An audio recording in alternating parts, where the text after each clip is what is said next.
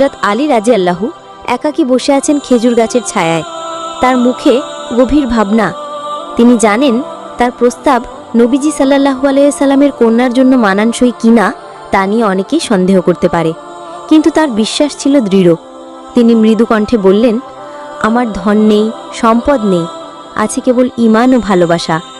আমি যদি রাসূল সাল্লাল্লাহু আলাইহি ওয়াসাল্লামের দরবারে এই প্রস্তাব নিয়ে যাই, তিনি কি তা গ্রহণ করবেন?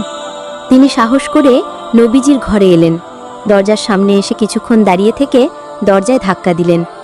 নবীজি দরজা খুললেন এবং মিষ্টি হাসি দিয়ে বললেন, আলী, কিছু বলবে না? আলী রাদিয়াল্লাহু কিছুক্ষণ চুপ করে থেকে বললেন, আমি চাই আপনি আমাকে আপনার কন্যা ফাতেমার সাথে বিবাহের অনুমতি দিন। নবীজি হাসলেন।